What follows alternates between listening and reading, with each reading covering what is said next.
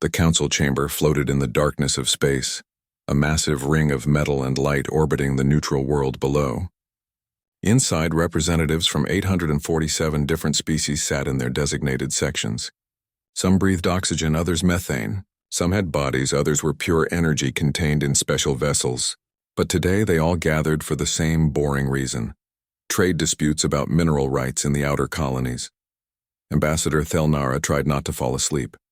Her 4 eyes blinked in sequence as another delegate droned on about taxation rates. She was a Velcrin, a species that looked like walking crystals, and she served as the council's security director. It was supposed to be an important job, but most days it meant sitting through meetings like this. High Counselor Zefix presided over the session from the center platform. The ancient being glowed with soft blue light, its energy form contained in a pillar of pure force. Zefix had been leading the council for 3,000 years. Nothing surprised it anymore. The chair recognizes the delegate from Sector 49, Zefix announced in its echoing voice. Thelnara shifted in her seat. Just 2 more hours of this, she thought. Then the alarm started. Red lights flashed throughout the chamber. A harsh sound cut through every translator, making all 847 species stop and stare at the ceiling. The holographic display in the center flickered and changed. Instead of boring trade charts, a single message appeared in bold letters.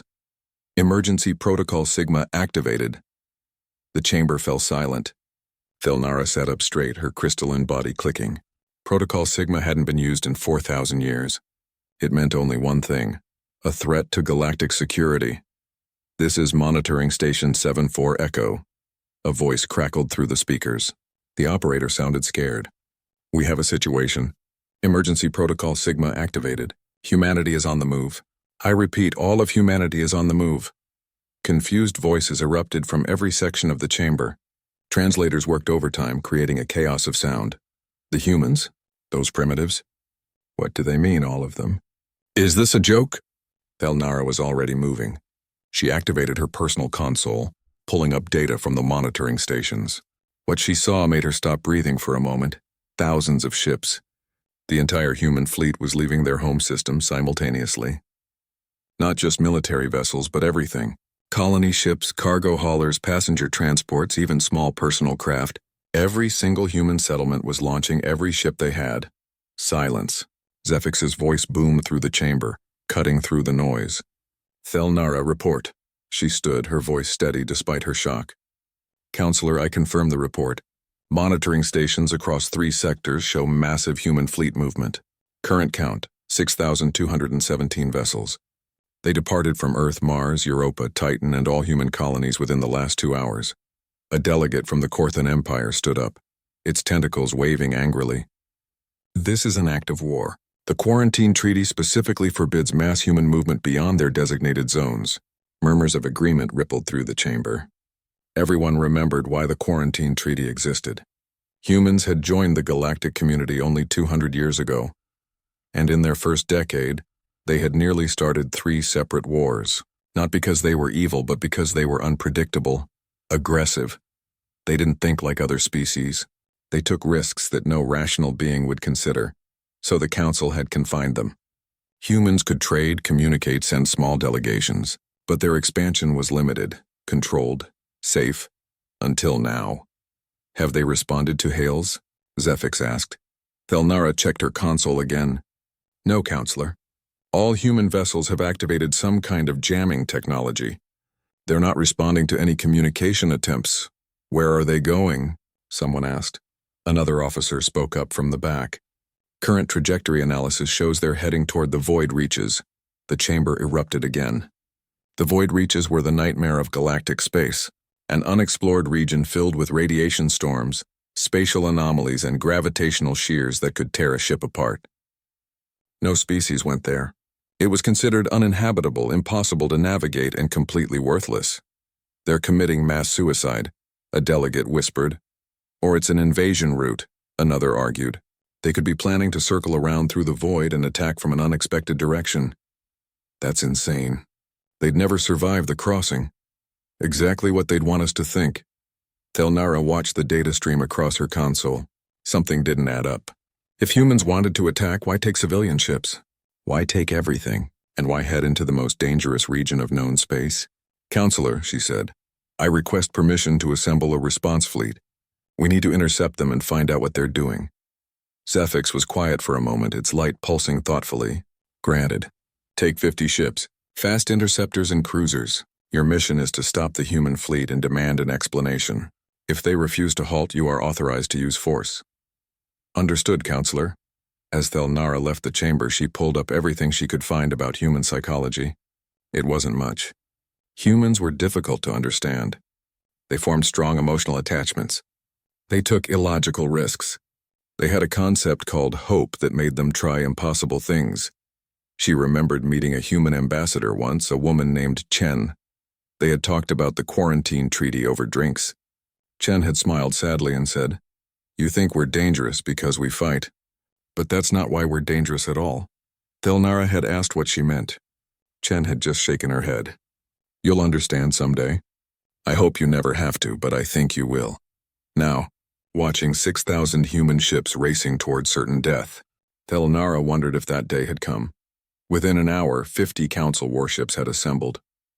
They were sleek, powerful vessels from a dozen different species. Each one could destroy 100 human ships, but as they accelerated toward the intercept point, Thelnara felt uneasy. The humans had a 3-hour head start. They were burning their engines at maximum, pushing beyond safe limits. Some of their older ships were already showing signs of strain, but they weren't slowing down. "Ma'am," her tactical officer said, "we're receiving automated messages from the human fleet. It's broadcasting on all frequencies." "What does it say?" "It's simple. Just 3 words, repeated over and over. Someone needs help." Thelnara stared at the message scrolling across her screen. Someone needs help. That was it. That was their explanation for violating the treaty, for risking every human life, for charging into the void reaches. Someone, somewhere, needed help. She thought about the quarantine treaty, about the wars humans almost started. Everyone assumed humans were dangerous because they were violent. But maybe Ambassador Chen had been right. Maybe everyone had misunderstood what made humans truly dangerous. They weren't running toward a fight. They were running toward someone who needed help. And apparently nothing in the galaxy would stop them. "Increase speed to maximum," Thelnara ordered. "We need to reach them before they enter the void reaches." Her crew obeyed, but she could see the doubt in their expressions. Everyone was thinking the same thing. Why? Why would any species risk everything for a distress call that might not even be real? As the stars blurred past her viewport, Thelnara realized she was about to find out. Commander Velkoth stood on the bridge of his warship, watching the pursuit unfold across holographic displays. His species, the Draxian, were natural hunters. They had served as the Council's military commanders for 6 centuries. He understood strategy, tactics, and the psychology of warfare, but he didn't understand humans. "Distance to human fleet?" he asked. "Closing, sir.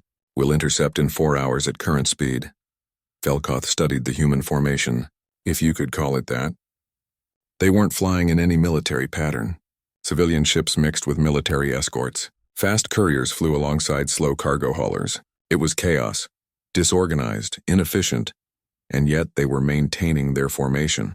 No ship fell behind. No one broke away. "Have we identified what they're carrying?" he asked. Dr. Issa looked up from her console. She was a Velkran scientist assigned to Velkoth's ship to analyze human behavior. "That's the strange part, Commander. According to our scans, they're carrying construction equipment, mining tools, fabrication systems, and hundreds of thousands of empty life support modules." "Empty?" "Yes, sir. It's like they're planning to rescue someone. A lot of someones." Velkoth's tail twitched, a sign of confusion in his species. "But there's nothing in the void reaches. No colonies. No stations. Our maps show nothing." "Perhaps their maps show something different," Issa suggested. Before Velkoth could respond, Thelnara's voice came through the communication system. She was on the lead ship, trying once again to contact the humans. "Human fleet, this is Ambassador Thelnara of the Galactic Council. You are in violation of the quarantine treaty. You must stop and explain your actions. If you do not comply, we are authorized to use force." Only silence answered. Thelnara tried again. "We don't want to fire on you. Please just talk to us." Still nothing. Velkoth made a decision. "Tactical, prepare a warning shot. Target the empty space ahead of the human lead ship. Maybe that will get their attention. Yes, sir. The warship's main weapon charged with a deep hum. A bright beam of energy shot across space, cutting through the darkness ahead of the human fleet. It was a clear message: stop now. The human ships didn't even slow down. By the ancestors, Velkoth muttered. They're insane. Dr. Issa was working frantically at her station. Commander, I'm pulling up human records. Give me a moment. There. 3 months ago, a human deep space probe was launched into the edge regions. It was a scientific mission, nothing unusual. But look at this. She transferred data to the main screen. It showed a small human research ship, barely more than a shuttle with scientific equipment attached. The ship was called the Discovery. Its crew consisted of 5 humans led by a captain named Marcus Chen. What about it? Velkoth asked. 2 months ago, the Discovery sent an automated data package back to human space. Then it went silent.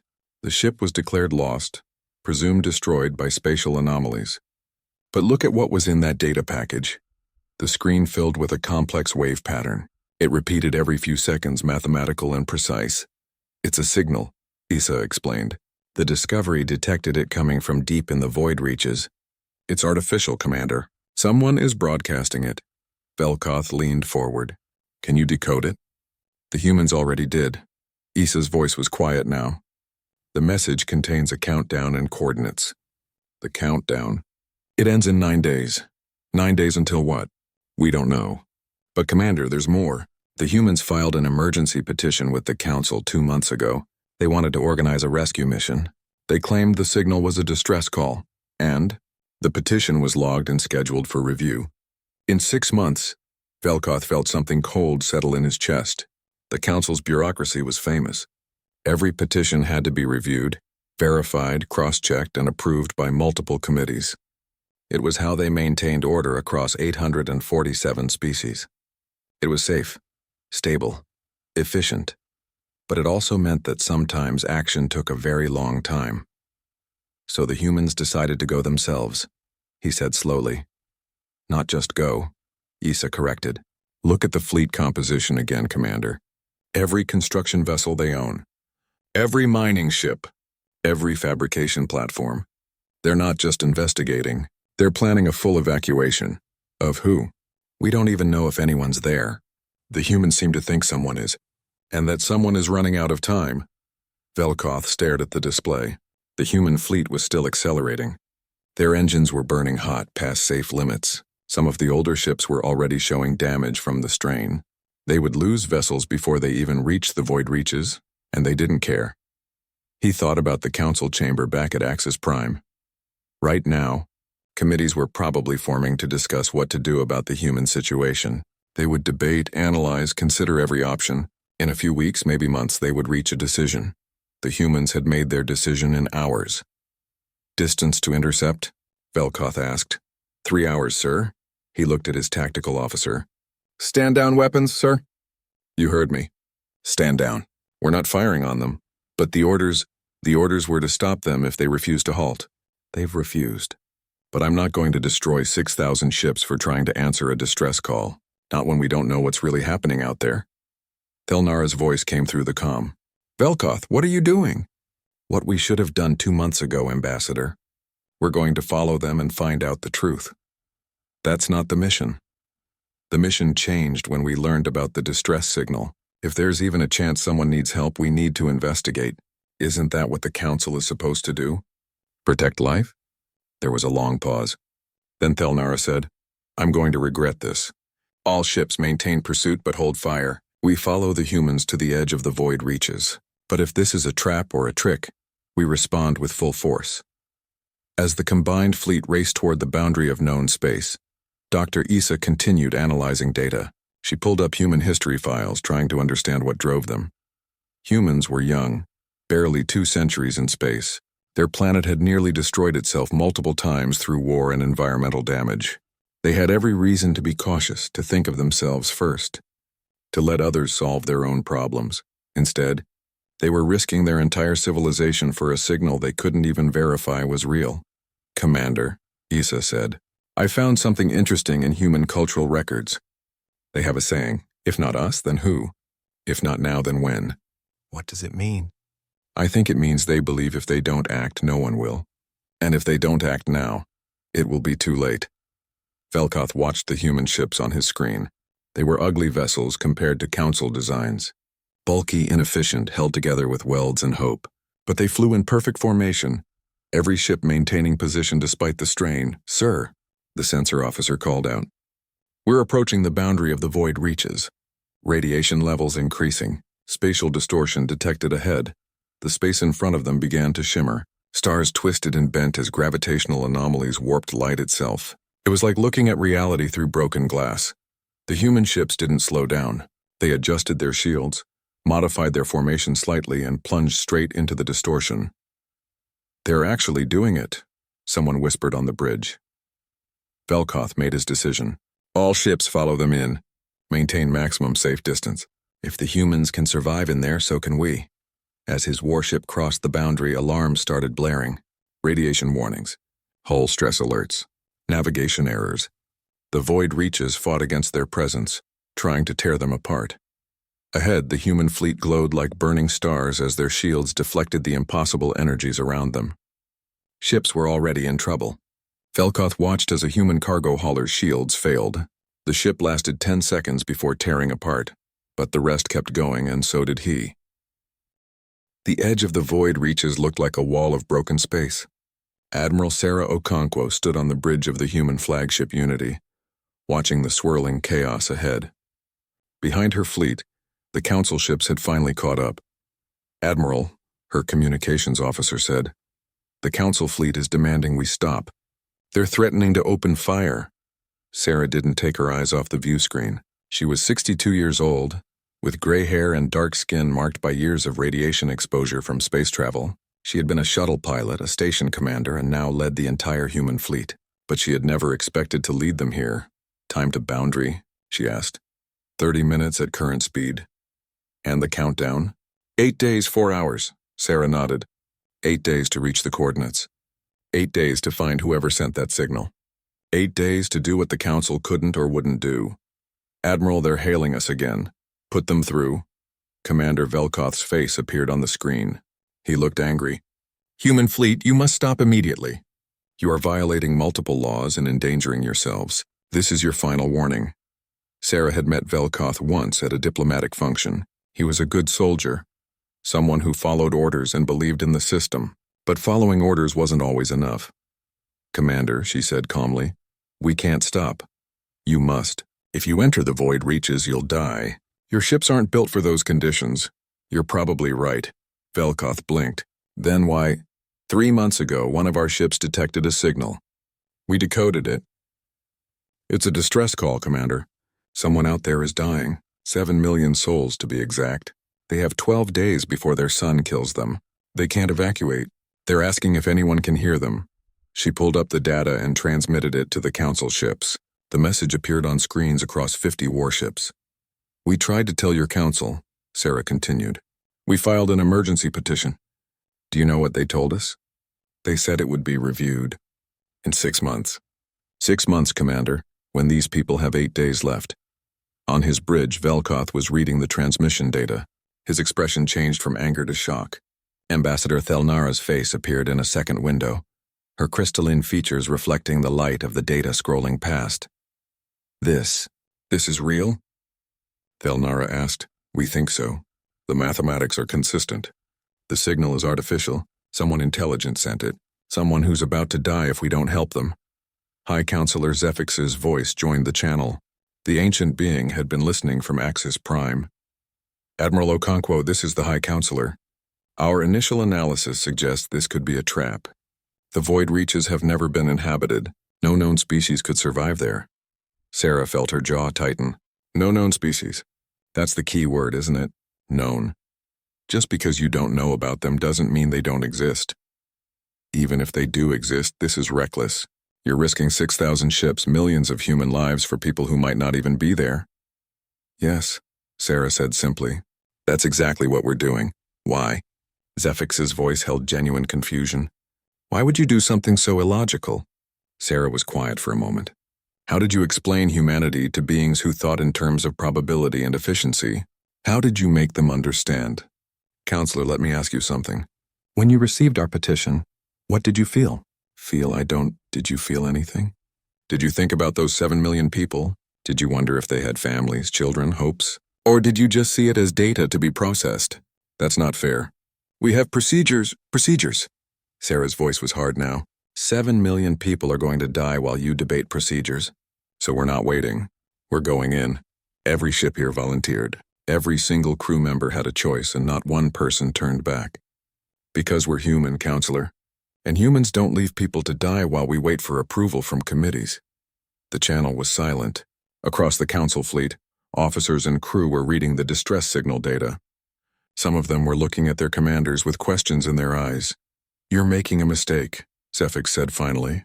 I am ordering you to stand down. If you refuse, the council fleet will stop you by force. Sarah had expected this. She'd hoped it wouldn't come to this, but she'd expected it. Then you'll have to destroy us, counselor, because we're not stopping.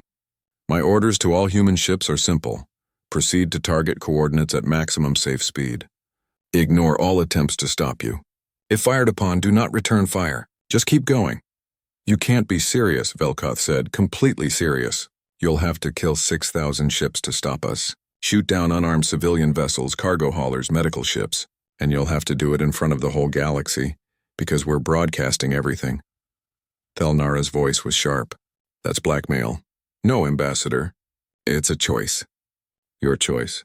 You can let us try to save 7 million lives, or you can murder thousands of humans to stop us. What's it going to be? The standoff stretched across the void. 6,000 human ships faced 50 council warships. The humans were outgunned, outclassed in every way. But they weren't backing down. Sarah watched her crew. They were scared. She could see it in their faces, but they were also determined. Her communications officer, a young man barely 25, looked up at her. Admiral, message from the fleet. All ships reporting ready to proceed. Sarah nodded. Time to boundary? 15 minutes. All ships, this is Admiral Okonkwo. Begin final approach. May whatever gods you believe in watch over us. The human fleet moved forward as one. On his bridge, Velkoth stared at his weapons console. His tactical officer was waiting for orders. One command and they could cripple the human fleet. The rules were clear.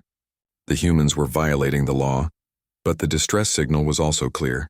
7 million lives. 8 days, Commander? His officer prompted. Velkoth looked at the human ships. Ugly, inefficient, fragile things, full of beings who were apparently insane enough to fly into certain death for complete strangers. Stand down weapons, he said quietly. Sir, you heard me. Stand down. We're not firing. But the orders. Damn the orders! Velkoth's voice echoed across the bridge. I won't murder civilians for trying to save lives. We're not the Galactic Council's executioners. Thelnara's voice came through the comm. Commander, what are you doing? Making a choice, Ambassador. The same choice 12 of my captains are making right now. On the tactical display, 12 council ships broke formation. They moved forward, following the human fleet toward the boundary. Velkoth, you can't, Thelnara started. We're going with them, Velkoth said. If the humans are willing to risk everything, the least we can do is witness it. And maybe, just maybe, we can help. Other council ships began to move. Not all of them. Most stayed in formation following their orders. But 12 ships' crews from 6 different species broke away and followed the humans. Sarah watched this happen with surprise. She had expected resistance, maybe even a fight. She hadn't expected help. Admiral, her officer said softly, the council ships are hailing us. Velkoth's face appeared on screen again. Human fleet, this is Commander Velkoth. 12 council vessels are requesting permission to join your rescue mission. We can't promise we'll survive, but we can promise we'll try. Sarah felt something tight in her chest loosen slightly. Permission granted, Commander. Welcome to the mission. Hope you're ready for a rough ride. No one's ever ready for the impossible, Admiral. That's what makes it impossible. Together, the combined fleet crossed into the void reaches. Behind them, the remaining council ships watched. And far away on Axis Prime, High Counselor Zefix watched the humans disappear into the chaos. What have they done? Someone asked. Zefix was quiet for a long moment. Then it said softly, something we should have done 3 months ago. The void reaches tried to kill them from the moment they entered. Lieutenant Maria Santos gripped her console as the human transport ship Horizon shook violently. Alarms screamed throughout the vessel. Radiation levels were climbing. The shields were at 60% and falling. Another spatial anomaly ahead, the navigator shouted. Gravitational shear in 30 seconds. Maria was 28 and had never expected to die in space. She'd been a cargo pilot flying supplies between Earth and Mars, safe routes, predictable work. Then the call went out. Volunteers needed for a rescue mission. Dangerous, probably fatal. She'd signed up in 5 minutes. All power to forward shields, the captain ordered. Brace for impact. The ship hit the shear like hitting a wall. Metal groaned. Lights flickered. Someone screamed as a console exploded, but they made it through. Damage report, the captain said calmly, though Maria could see his hands shaking. Hull integrity at 70%. We lost the port sensor array. Life support is stable. Good enough. Continue on course. That had been day 1. They'd lost 40 ships in the first 6 hours. Destroyed by radiation, torn apart by gravitational forces, or crushed by spatial anomalies that appeared without warning. The void reaches were worse than anyone imagined, but the humans adapted. On day 2, someone figured out that the anomalies followed patterns. They weren't random. If you watched the radiation levels and gravitational readings, you could predict where the next danger would appear. The information spread through the fleet in minutes. Ships began moving in coordinated patterns, dodging threats before they formed. On day 3, they lost another 60 ships. The old vessels couldn't take the strain. Their shields failed, their hulls cracked. But before each ship died, they transmitted every bit of data they'd gathered. Shield configurations that worked better. Engine settings that reduced stress. The fleet learned from every death. Dr. Issa watched this from the council ship Vigilance. She was supposed to be analyzing human behavior, but she'd stopped taking notes. She just watched in amazement. They're evolving, she told Commander Velkoth. Look at their formation. 3 days ago, it was chaos. Now they're moving like a single organism. They're learning faster than any species I've ever studied. Velkoth was watching too. His ship had taken damage, but they were surviving. Barely. 2 of the 12 council vessels had already been destroyed. 10 remained flying alongside the humans. How much further? He asked. According to the signal coordinates, 4 more days, if we survive that long. On the Unity, Admiral Okonkwo hadn't slept in 3 days. She stood on the bridge, watching the casualty reports scroll past. 153 ships lost, 12,000 crew members dead, and they weren't even halfway there. Admiral, her second officer said quietly, we're getting messages from some ships. They're asking if we're sure about this, if it's worth the cost. Sarah looked at the young woman. What do you think? I don't know, ma'am. We don't even know if anyone's really there. No, we don't. All we have is a signal and faith. Is faith enough? Sarah thought about the question. Back on Earth, she had 3 grandchildren. She'd never see them again. Even if they succeeded, the journey home through the void reaches would claim more ships. She might not be one of the survivors, but she'd made her choice. They all had. Faith is all we ever have, Sarah said. We don't know what happens tomorrow. We don't know if our choices are right. But we have to believe that trying to save lives matters, that helping people in trouble is worth the risk. Without that faith, what are we? The officer nodded slowly. I'll tell the fleet to hold course. On day 5, they reached the system. What they found made everyone stop breathing. 3 moons orbited a massive gas giant. But these weren't normal moons. They glowed with strange light, covered in structures that looked like crystal formations. Cities, maybe. Billions of structures stretching across 3 worlds. And in the center of the system, the star was dying. My God, someone whispered. The star was wrong. Its surface churned with violent reactions. Massive flares erupted every few minutes. The readings showed unstable fusion, catastrophic energy releases. It wasn't just dying. It was collapsing early, centuries ahead of when it should have failed. We're detecting life signs on the moons, the science officer reported. Millions of them. But they're not carbon-based, Admiral. They're silicon-based life forms. I've never seen anything like this. Are they the ones who sent the signal? Analyzing now, yes, the signal is coming from the largest moon. And Admiral, the countdown just updated. 2 days. We have 2 days before the star goes supernova. Sarah felt her stomach drop. Can we evacuate 7 million people in 2 days? No one's ever evacuated that many in 2 weeks, ma'am. It's impossible. Then we'll do the impossible. Send a message to the moons. Tell them we're here to help. On the largest moon, a being named Keeper of Stories stood in the central broadcast chamber. Its body was crystalline silicon, shaped roughly like a tree with multiple branches. It had lived for 3,000 years and had never expected to see another sunrise. The Remnant, as they called themselves, had known about the star's instability for decades. They'd tried to evacuate, but their technology was designed for their specific environment. Their ships couldn't survive outside the intense pressure and radiation of their system. They were trapped, so they'd sent their message. A last memorial, a proof that they had existed. They never expected an answer. Then the sensors detected ships. Thousands of them. Keeper of Stories couldn't believe it. Someone came, it whispered. Someone actually came. The message from the strange ships was in a language Keeper of Stories didn't know. But the translation was clear. We are here to help. Tell us what you need. What followed was chaos and wonder. The humans swarmed the system like determined insects. Their construction ships immediately began building evacuation platforms. Their scientists worked with Remnant engineers trying to understand silicon-based biology. Nothing matched.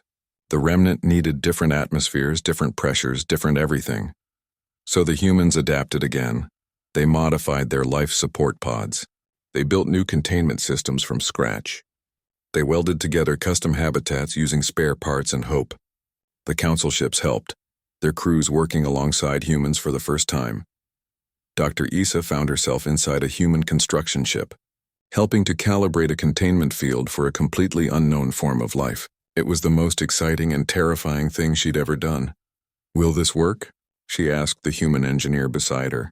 The man, whose name was Jake, shrugged. No idea, never tried to keep a living rock alive before.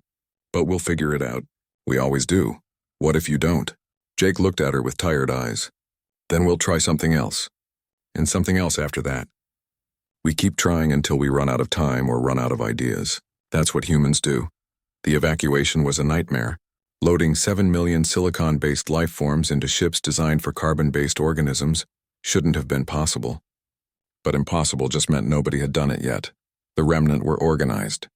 They helped where they could, learning to trust these strange beings who had crossed impossible space to reach them. Children, young Remnant barely a few centuries old, were loaded onto ships first. Then the elderly. Then everyone else. The star grew more unstable by the hour. Flares reached out like claws, bathing the moons in deadly radiation. Ships caught in the flares simply vanished, destroyed instantly. The humans lost another 100 vessels, but they didn't stop. With 6 hours left, Admiral Okonkwo stood on the Unity's bridge, watching the countdown. How many left? 200,000, Admiral. We're not going to make it. Sarah's jaw tightened. Yes, we are. Send message to all ships, final evacuation protocol. Every ship that can fly takes maximum capacity. Safety margins be damned. They overloaded every vessel. Cargo holds filled with Remnant. Hallways packed with crystalline bodies. Even fighter craft carried passengers in their weapon bays.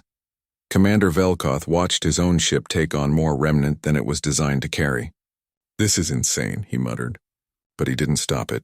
The last Remnant was loaded with 10 minutes to spare. But 50 ships volunteered to stay behind, making sure the evacuation was complete. Making sure no one was left, Sarah volunteered her flagship. Admiral, no, her crew protested.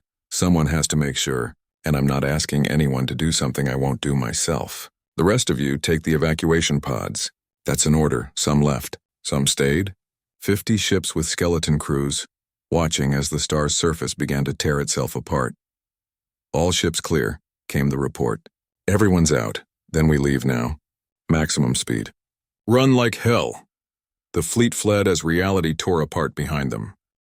The star exploded behind them like a hammer blow from an angry god. Admiral Sarah Okonkwo felt the Unity shake as the shockwave caught them.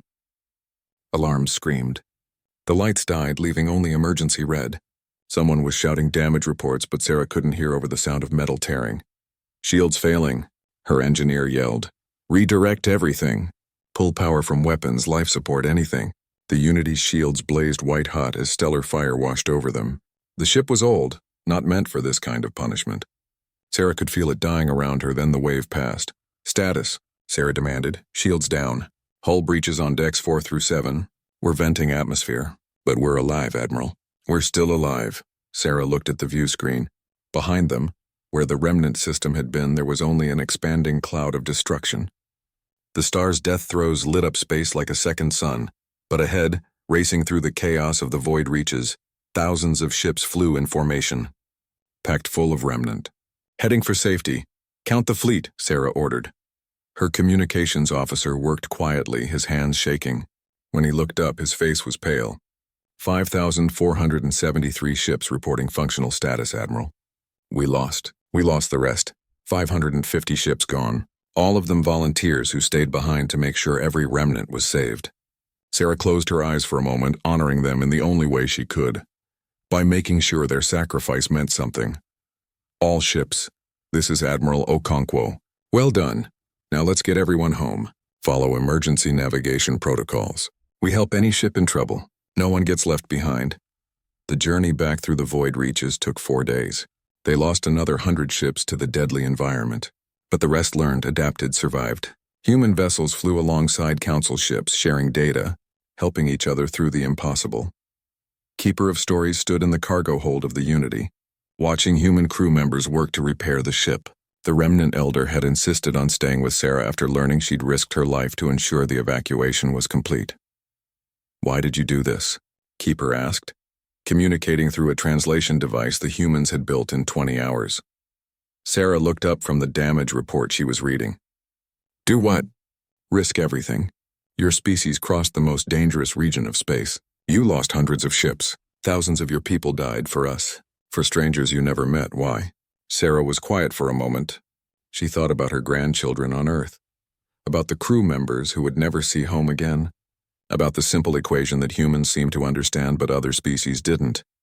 Because someone had to, she said finally. Because you sent a message asking if anyone was listening. And we were. We couldn't just ignore that, but the cost was worth it. Every life we saved was worth it. That's not math or logic or strategy. It's just humanity. We look at suffering and we can't walk away, even when we should, even when it's smarter to. We just can't. Keeper of Stories was silent, processing this. Your species is very strange. Sarah laughed, tired and raw. Yeah, we get that a lot. When the combined fleet emerged from the void reaches, they found 200 Council ships waiting. But these weren't warships. They were support vessels, medical frigates, construction platforms. Ships from dozens of species, all volunteering to help. Ambassador Thelnara's face appeared on every screen. Human fleet, this is the Council. We're here to assist. Our engineers are ready to help repair your vessels. Our medical teams can treat your wounded. And we're prepared to help integrate the remnant into the galactic community. Sarah felt something loosen in her chest. Thank you, Ambassador. We accept. No, Admiral. Thank you. You showed us something we'd forgotten, that sometimes the right thing to do is worth any cost. Over the next weeks, the story spread across the galaxy. 847 species heard about the humans who crossed the impossible to save strangers, about the Council crews who broke formation to help, about the remnant, a species no one knew existed, saved from extinction. The Galactic Council convened an emergency session. High Counselor Zephyx stood before the assembly, its light pulsing thoughtfully. We face a decision, Zephyx said. The humans violated the quarantine treaty. They ignored our authority. They broke multiple laws. By our own rules, they should be punished. The chamber was silent. Everyone had seen the footage. Children being loaded onto ships, humans dying to save strangers, the explosion that nearly destroyed everything. But, Zephyx continued, they also discovered a new species, saved 7 million lives, and demonstrated a quality we thought we'd evolved past. The willingness to sacrifice everything for others. Not because it's logical, not because it benefits them, but simply because it's right. Zephyx turned to where the human delegation sat. Admiral Okonkwo was there, still wearing her damaged uniform. She looked exhausted. She also looked proud. The quarantine treaty is hereby dissolved, Zephyx announced. Humanity has proven they are not dangerous because they are violent. They are dangerous because they refuse to accept the unacceptable, because they hear cries for help and answer, regardless of cost. The galaxy needs more of this kind of danger, not less. The chamber erupted in debate. Some species objected, others agreed, but the decision was made. Afterward, Thelnara found Sarah in one of the station's observation decks. The human admiral was staring out at space, watching repair crews work on the damaged fleet. "You look tired," Thelnara said. "I am, but it's a good tired." They stood together in silence for a moment. Then Thelnara said, "I remember when you were under the quarantine treaty. I was afraid of your species. We all were. You seemed so aggressive, so unpredictable. We thought you were dangerous. We are dangerous. Yes, but we were wrong about why." Thelnara's crystalline body chimed softly. "We thought you were dangerous because you fought. We didn't realize you were dangerous because you cared too much. Because you won't let people die while you have the power to help. That kind of danger changes things." Sarah smiled slightly. "What did you want us to be? Cold and logical?" "We thought it would be safer." "Safe isn't always right, Ambassador." Before Thelnara could respond, Keeper of Stories approached them. The Remnant Elder had asked to speak with the Council. "The Remnant wished to share something," Keeper said. "We have technology your species don't possess. We can stabilize dying stars. It's how we survived so long in our system before it failed. We would like to offer this knowledge freely to the Council. A gift in thanks for our rescue." Thelnara was shocked. That technology alone is worth more than we can calculate. You would just give it to us? The humans gave us our lives. This is the least we can offer in return. Besides, if there are other species facing similar problems, they should be saved too. That's what the humans taught us. You help because you can, not because you get something in return. The gift changed everything. Within months, Council teams were using remnant technology to help 3 other species whose stars were dying. Lives were saved. Civilizations preserved. All because humans had answered one distress call. 6 months later, Sarah stood at a memorial ceremony. They'd built it near Earth in orbit where the sun could always light it. 550 names were inscribed on crystal panels.